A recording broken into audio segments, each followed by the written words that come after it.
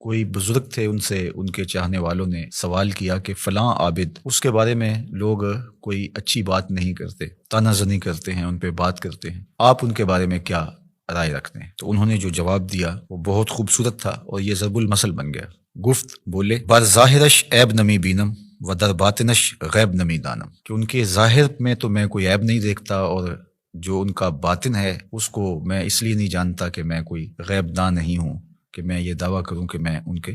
اندر کو دیکھتا ہوں۔ فرماتے ہیں کہ جس شخص نے پارساؤں والا لباس پہنا ہو تو اس کو تو پارسا ہی سمجھ، چونکہ ظاہر کے مطابق تمہیں گمان رکھنے کا حکم دیا گیا ہے۔ تجھے کھودنے کی، کریدنے کی اور اس کے معاملات میں گہرا غور و تفحص کرنے کی ضرورت نہیں ہے، اس لیے کہ جو محتسب ہوتا ہے اس کو گھر کی تلاشی نہیں لینی ہوتی،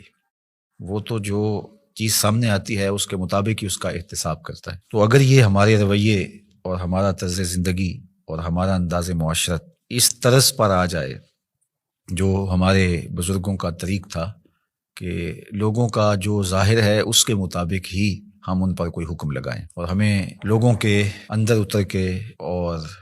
لوگوں کی ٹو میں جا کے گہری تفتیش کرنا اور لوگوں کو کریدنا، یہ تو بتایا ہی نہیں گیا۔ لا تجسسوا، ہمیں تو یہ کہا گیا ہے کہ تم جاسوسی نہ کرو۔ تو آج ہمارے جو رویے ہیں وہ بالکل اس کے برعکس ہیں۔ ہم وہاں تک اتر جاتے ہیں لوگوں کے حوالے سے اور بدگمانیوں کو پھر پالتے ہیں، اور پھر ان بدگمانیوں کے مطابق اپنا ذہن بنا لیتے ہیں اور پھر باقاعدہ اس کو آگے منتقل کر دیتے ہیں۔ تو بعض اوقات ہمارے غلط اندازے کی وجہ سے کسی شخص کی تصویر معاشرے میں ایسی چلی جاتی ہے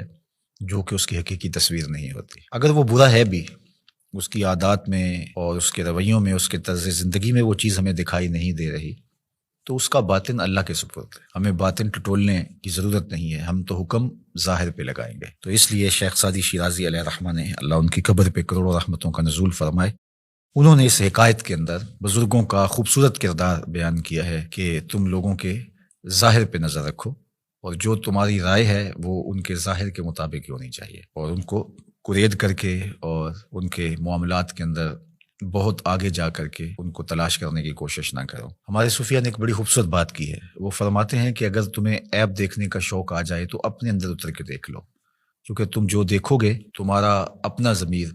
اس کی نفی بھی کر سکے گا اور اس کا اثبات بھی کر سکے گا،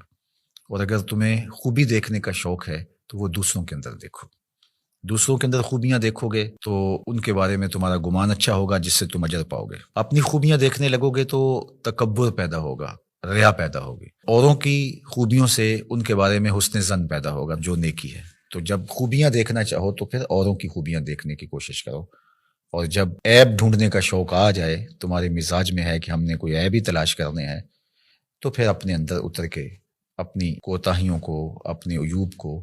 اور اپنے اندر چھپی ہوئی خباثتوں کو تلاش کرو۔ جب ہم اپنے اوپر غور و تفحص کرنے لگ جائیں گے تو بہت ساری ایسی چیزیں ملیں گی کہ عمومی طور پہ ہماری نظر ان عیوب کی طرف نہیں بھی جاتی ہے، لیکن جب غور و فکر کرنے لگ جائیں گے تو بہت ساری چیزیں کھل کے سامنے آ جائیں گی۔ اللہ تعالیٰ جل شانہ